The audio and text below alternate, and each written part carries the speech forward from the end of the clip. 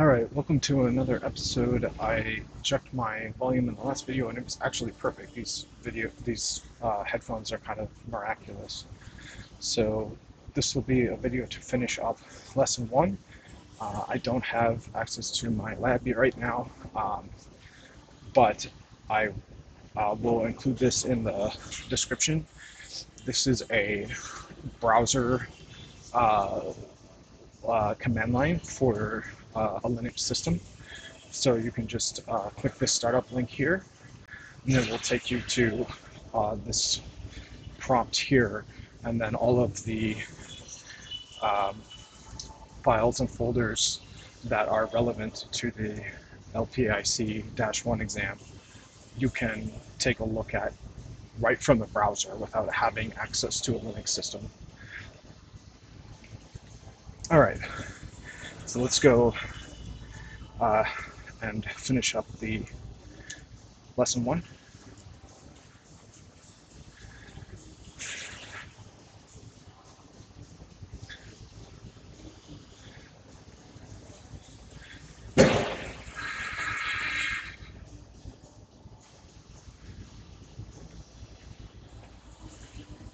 Okay, summary. This lesson covers the general concepts on how the Linux kernel deals with hardware resources, mainly in the x86 architecture. This lesson goes through the following topics: how settings are defined in BIOS or UEFI configuration utilities can affect the way the operating system interacts with hardware, how to use the tools provided by a standard Linux system to obtain information about the hardware, how to identify permanent and removable storage devices in the file system. The commands and procedures addressed were commands to inspect detected hardware, so LSPCI and LSUSB, commands to manage kernel modules, lsmod and modprobe, hardware-related special files, either the files found in the /dev directory or in the sudo file systems in /proc and /sys. All right, these are the answers to the guided exercises. First question was: suppose an operating system is unable to boot after adding a second SATA drive to the system. Knowing that all parts are not defective, what could be the possible cause for this error? The answer is the boot device order should be configured in the BIOS setup utility.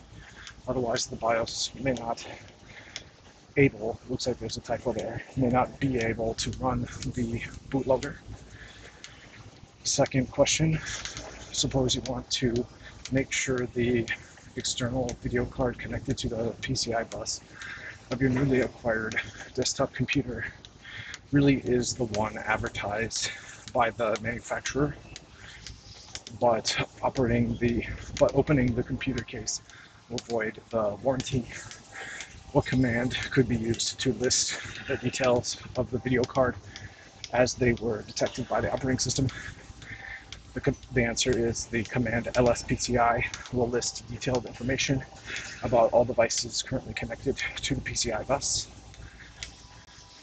Question 3 was: the following line is part of the output generated by the command lspci.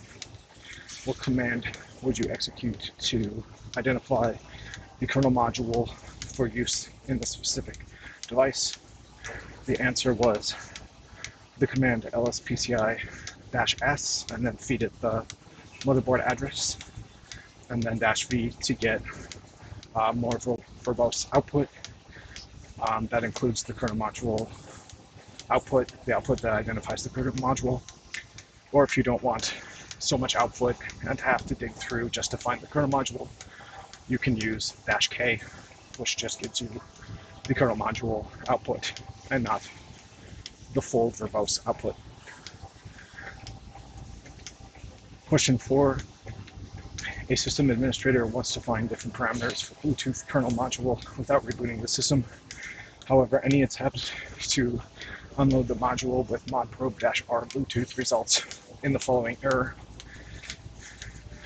What is the possible cause for this error?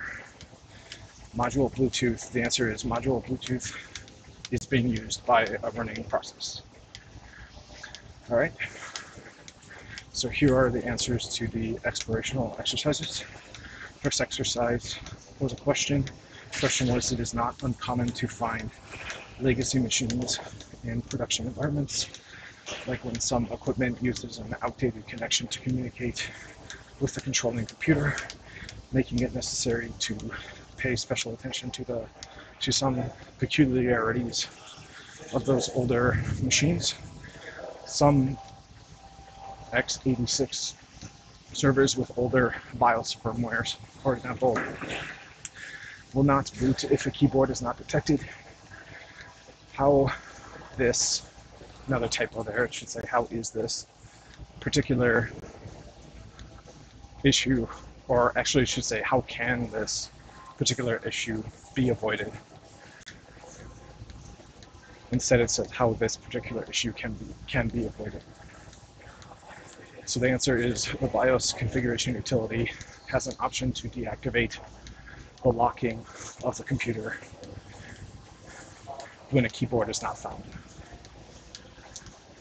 And then, as we saw in the tutor session with ChatGPT, if your job is to do this, just having a $10 peripheral keyboard you can just plug in is a good answer as well.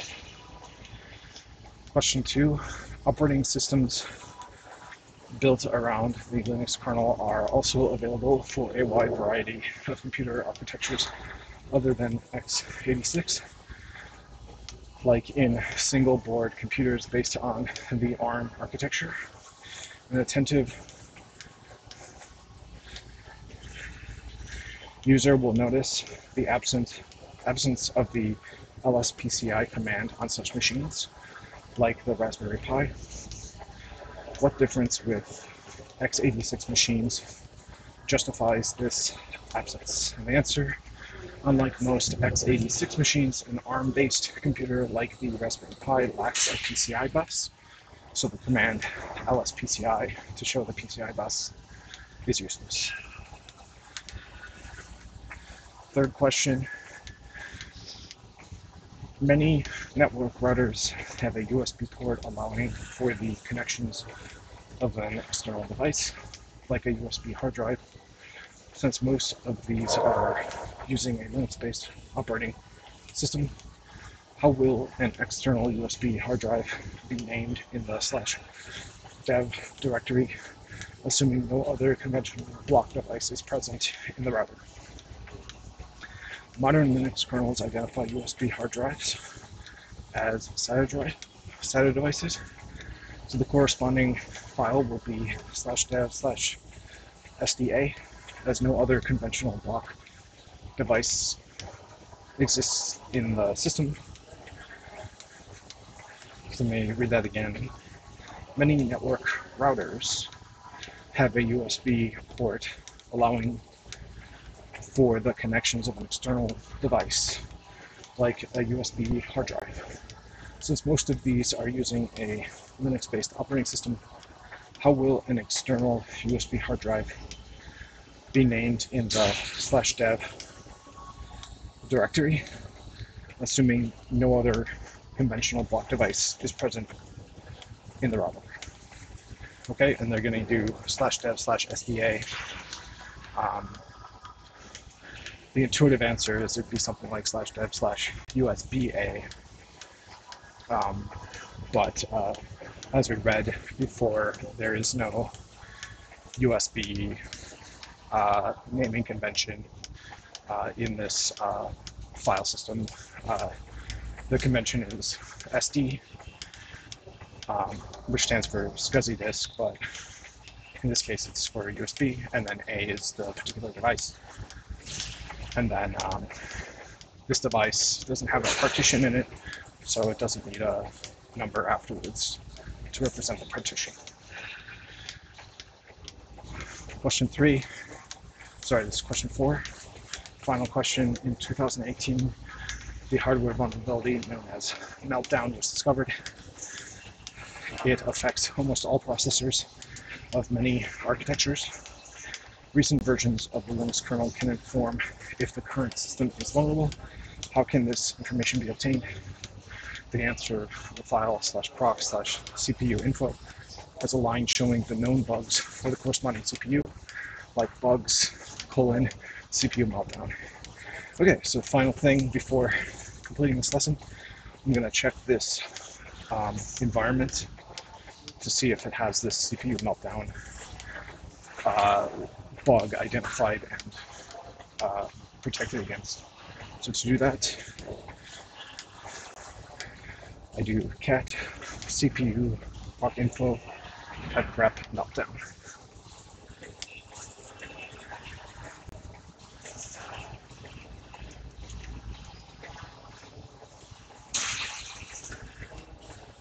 And I misspelled proc. Okay, so it looks like it does not actually have